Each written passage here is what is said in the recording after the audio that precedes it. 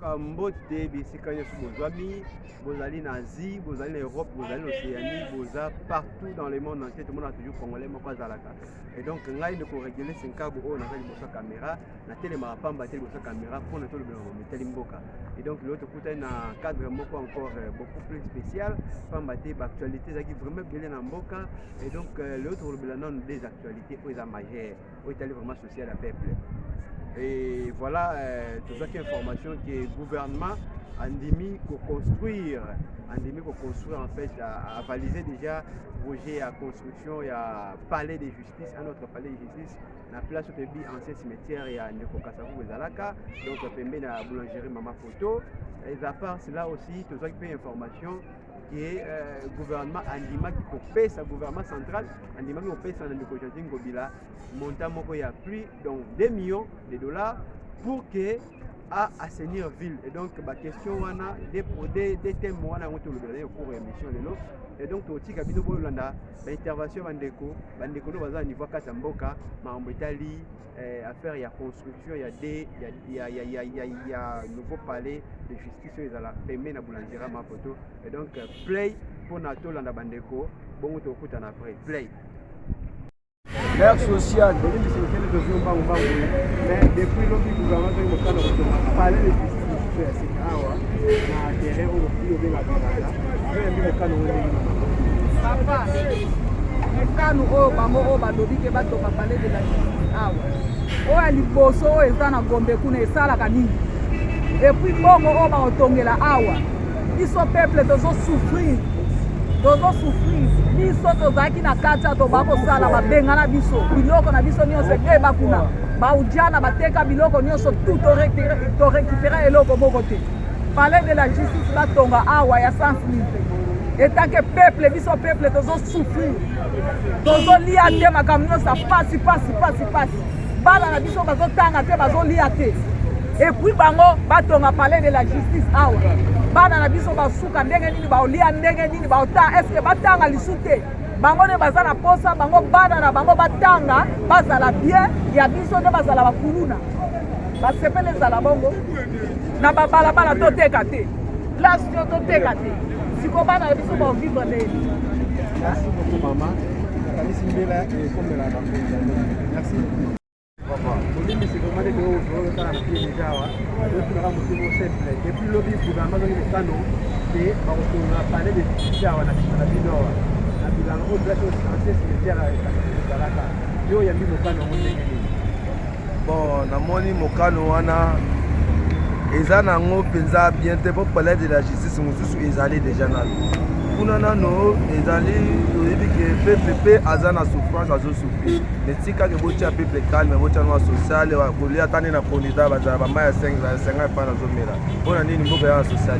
mais mbongo wana bino bozoza boke ko gaspiller yango na kotonga ba ile la justice ko sale la biso eloko mongo lelo peuple ako sepela pe ata bozate botiki biso pe na kimia bino bokozwa mboka kaka ko ba projet moko boko yo biso peuple ko kaina yango ta rien kotonga ba ile la justice ya ici nzana ni mo peuple ya te yango nde pepe akomi mabiete kokonta bino kokona bino mpo bosalela biso makambo ya bien mpo tika makambo ya bisalasala ya mabeki te bozwi mbongo bozobule pepe te bino obuleka totonga palais de la justice totonga palais moko bosika oyo biso tobakolia na palais ya justice yango totobanda ya olala wana na ndenge ya logique mpenza papa ide wana nasepe nanga nango mpenza te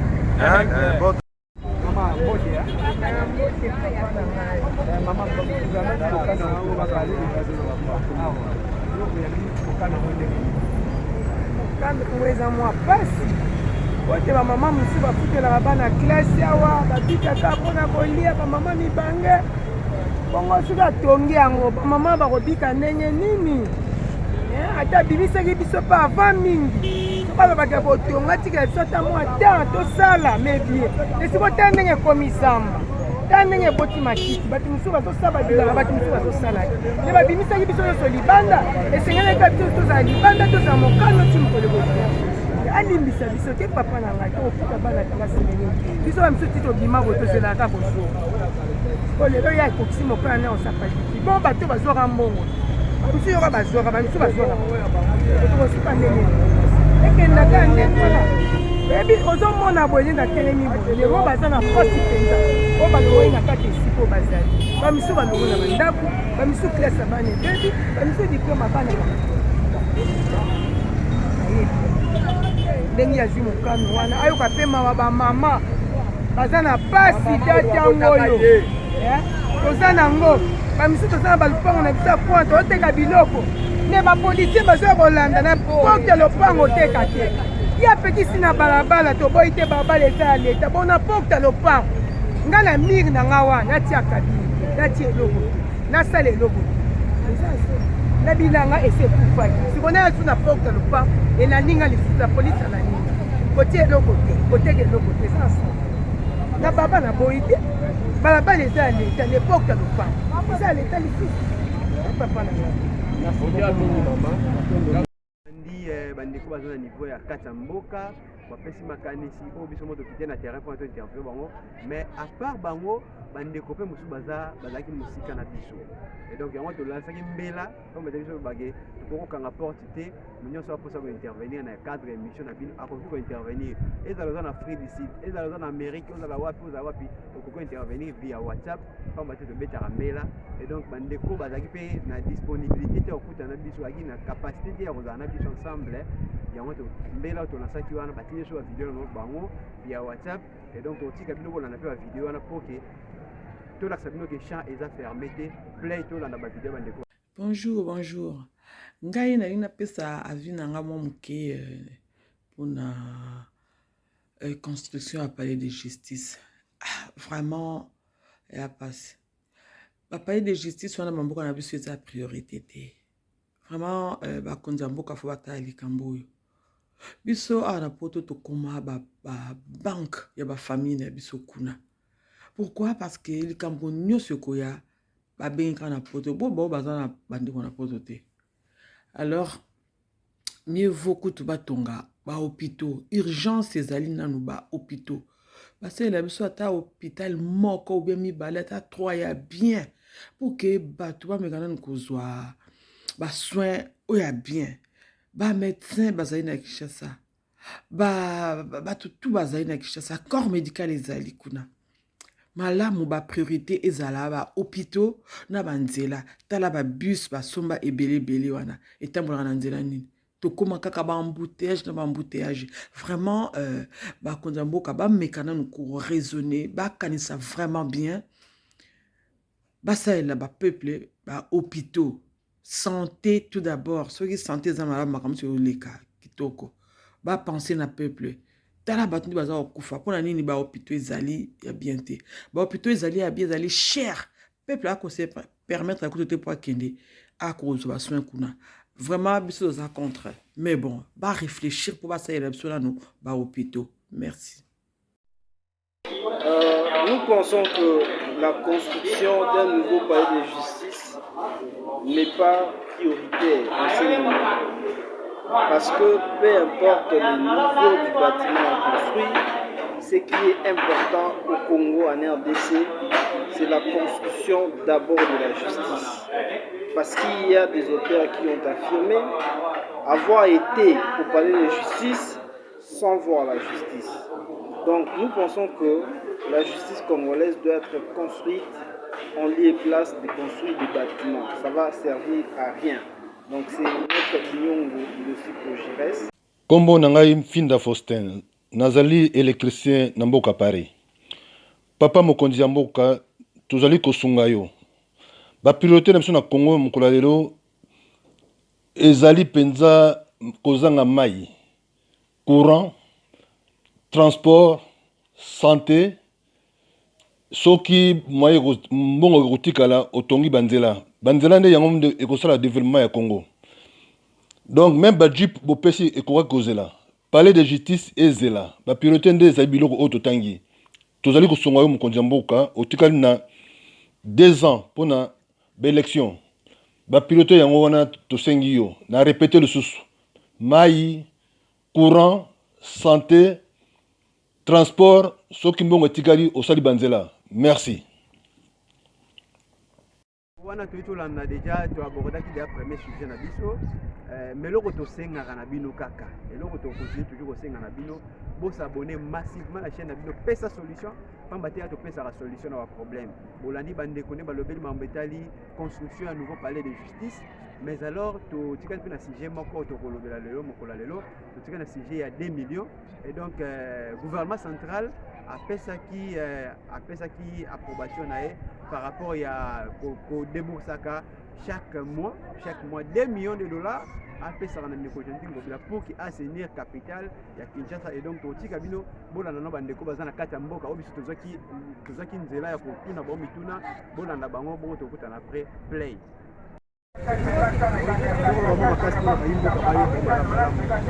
gouvernement central azali mokamba likolo ya kopesa 2 millions de dollars par mois mpona atia propre ye na bi mokano mpona ngai mpenza 2 millions biso na opepe tolia na pasi neti dolar nde eza wana efanda nango na 20 mais du jour au jour biloko ematana oyeba te ematelaka nini makala 500 po makala tobanda osomba 300 francs ekoma 500 do neti na ndako boye okolia neti biso mpena nde oza boye ngana nde toza boye na ndako na tolia omwa banda ntongo ti po tokolia omwa 15 mokano ozosisi awela na kokokana okolia po kolia na ye bien aza pena ya kotonda akoboka salite te lo mosu azalaka wana nzala na o deja bakanda osomwa lipano na pasi okende obwaka chase na fulu na okete na oboka okoka wana oyo mosu lipa utu na liema ya komela na okokozala te opifano na pasi kondisa pasi basa 2 millions bapesa identimite gouverneur de la ville Gentil Ngobila po abongisa bopeto wana ezaka ye te moto abongisa bopeto ya biso nyonso eya likambo ya conscience pepe congolais asifuna conscience ke ayebake non po tobongisa ville siko 2 millions oyeba te bakopesa ye aye kopesa biso to biso tozobongisa ville to ye moko kaka nde ya bakopesa aluki bato nayeba nombre mpona nga na ata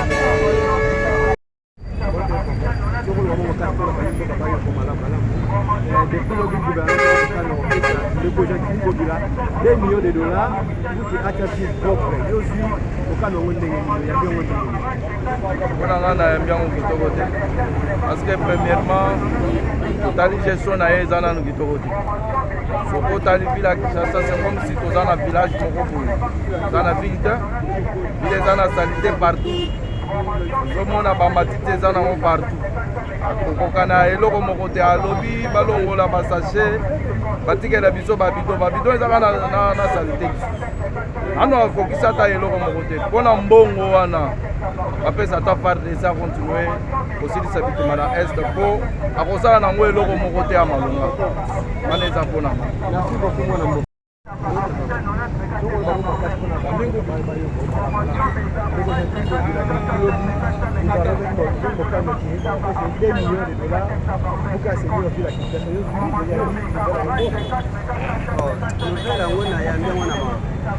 premièrement Gentil Ngobila nayebi te soki azalaka baconseiller to mboka oyo aye lokola asala ndenge asalaki kote toyebi tala nanu célébrité likambo moke akoki kosilisa ngo mais baya kobakisele lisusu mbongo mosusu mouvement oyo ya bango ya depuis Kabila baza nango ti lelo baya na mboka oyo mpo basiye bakosunga pepe mais batikala kosunga pepe te banda baya na mosala oyo ya kokamba bayumbi basala badésordre ebele toyebi bazongi awa na Kinshasa so tokanisaki bakolukela biso gouverneur oyo akoyeba komona ke Kinshasa oyo babanda kobenga kala kin label lelo ekomi kin la poubelle batikeli epai ya Kimbuta ye mpe azwi continuité lokola bayebisa biso ke eza continuité ya Kimbuta continuité ya Gentil Ngobila donc mpona ngai mbongo wana balanse yango ata na makambo mosusu mpona kopesa Gentil Ngobila tokolela lokola tozolela mpona bapoubele continue toujours koloba ke pesa solution ezalaka wana mpona bino bana mboka et donc biso tokangaka nzela te partout Zali, s'abonner, partager bien, commenter, pas mal de commentaires, pour améliorer Moussala. Vous voyez vous-même en fait dans quelles conditions vous travaillez. Mais qu'est-ce qu'on peut faire? On ne peut que vous donner ce qu'on a. Donc la plus belle femme ne donne que ce qu'elle a. Et donc, si on peut savoir comment vous mais aussi on a vu beaucoup commentaires, pour s'abonner massivement, pour liker, pour partager les liens, pour battre combat aux combat na biso nyonso. Et donc quand on a dit bandeko bazali bazaki na kata mboka biso dozaki les kama, dozaki occasion ya retourner bon mituna à travers micro na biso na caméra na biso. Et voilà, bandeko pas arriver musika na biso, ba beta mbela, ba tineli sur ba vidéo na bango à travers WhatsApp. Pas matin sur le awa to kanga nzela te azaloza na Océanie oza musika oza pena na kwa pena ya mokili donc na kwa ya suka wana toza toujours na posa ya point de vue par rapport à makambo zo kana mboka et donc totika bino bolanda bandeko bazaki pe musika na biso comme ça boto kuta na après bolanda bandeko. Bonjour ngande ola bino na eli susu pona makambo ya mboka tolobela mboka bandeko na ngai vraiment makambo to kizo sala passe ils ont continué toujours comme ça la passe tout qui les sous il paraît gouvernement a déboursé 2 millions de dollars ce qui nini pour la nini pour la propriété batu basala ménage babongisa nyoso wana. Vraiment, est-ce que moto, total vraiment le Cameroun, moto, moko oya kombolaka na boulevard wana. Ba ko fouta combien? En plus par mois 2 millions par mois, mais attends. Ba konza mboka pardon bola muka nzamba siliki na nute. Bozo mona pasité. Nzamba siliki na nute. C'est vrai, passe auto zo mona ko. Nzamba siliki na nute. Po moko la ko silika. Pas si haut aux hommes les a mouqué. Hein? 2 millions de dollars. Vraiment ma priorité ça té. Pour ça nous kola batumuru batangate, batumuru ba resonakate. Oh nzambe yaka toli to ebito nzambe kitaye moko. Poto ndima. Non, trop c'est trop. 2 millions de dollars. Ça soit que mbongo ngo bomoni la ngo pasité vraiment. 2 millions de dollars wana ezana ba priorité mosusu ba priorité zebe na mboka na biso bo bandana nous konfuta ba enseignant bo bandana nous ko régulariser ba salaire ya batu o ba futa ka bango te les pauvres vraiment 2 millions c'est trop tobo ité to lingi mboka salada propriété à la propre, mais 2 millions de dollars, c'est trop. Réfléchissons un peu. Continue biso. Peuple a voté bino pour la pasité. Bon, qui le peuple d'abord. Mbongo momo lango pasité. Bon, pesa peuple mbongo wana. Ba mususu basa même pas na mai ya komela, même pas na loka kolia. Bon lukana no botala social ya mboka. Botala social, ba député, botala social. Oh, vous ça les amouqués, c'est rien. Bon réfléchir. Toza contre makambwana. Tolingi ba hôpitaux, tolingi ba nzela, tolingi ba futa ba salaire, tolingi ba maman wana o bazo teka wana ta ba pauvre maman, o bazo teka lelo esika bolimo sala palais de justice. Boko tse bango wapi? Balonga bilanga wana yango bazoteka ba légumes na bango mais boluka bango tout d'abord solution bako kende wapi toko tsa bango wapi après boseli makambo bolingi bino solution ezalaka te boyaka kaka ko bakisa ba problème et pas un peuple. Gouvernement s'il vous plaît to réfléchir peuple azo souffrir merci. Papa mokonzi ya mboka biso ba peuple tozali kosunga yo. Tolingi bola mona yo. Parce que toyoki lisusu ke bozolinga bopesa na ville de Kinshasa chaque mois 2 millions de dollars pour l'assainissement. C'est trop papa président. Na yango toza kosenga yo ndenge tolobaki liboso. Priorité na Congo ezali liboso tozangi mai. Tozangi courant. Tozangi banzela. Tozangi ba hôpital. Tozangi ba première nécessité toloba. Donc biloko biso yoko kosalela biso yango wana autre priorité banzela ezali te babiloko ezopolola na baprovince mosusu moyen komata na Kinshasa ezali te moyen transiter na baprovince mosusu ezali te parce que banzela ezali te yango toza korepete biloko mosusu bapriorité mosusu oyo eza nango tika yango bavrai priorité ya biso bakongolais te yango mokolo ya lelo surtout likambo ya mai likambo ya courant likambo ya nzela likambo ya transport bapremier nécessité na biso nde yango wana monsieur le président tozali nde kosunga yo merci wana bolandi point de vue ya bino moko population sur ces deux sujets tolobalaki na ebandeli sujet liboso tolobaki construction ya nouveau palais de justice est-ce que eza opportun pour construire nouveau palais de justice au moment où toza na palais de justice mosolo ya na Gombe est-ce que fallait bapesa ndeko Jacques Ngobila 2 millions de dollars pour que asenisaka achaka propriété na ville bayimboka balobi biso tokomantaka te awa biso tolobisaka ne peuple commentaire totikela bato bakosala commentaire na cadre ya émission oyo yango na peuple alobi bolanda peuple ndenge alobi to vraiment tozala liboke tozala soudé pamba te mboka oyo eza mboka na biso moko à part RDC toza na Uganda te toza na Rwanda te toza na Benin te toza na Burundi te toza kaka na RDC et donc raison pour laquelle on a 1000 raisons ya koemettre point de vue na biso on a 1000 raisons ya kolobela mambo tali mboka taba to micro taba to caméra ezala za caméra ya pesa solution te ezala micro ya pesa solution te ndeko loba pamba te mboka eza ya biso soko zo bango koloba motu moko oyo kolote tozwaki à travers micro na biso à travers caméra à travers bacaméra mpe bandeko mosusu oyo baza na presse pamba te biso olobaka solidarité toujours ezalaka bandeko oyo toza na mona presse à travers corporation de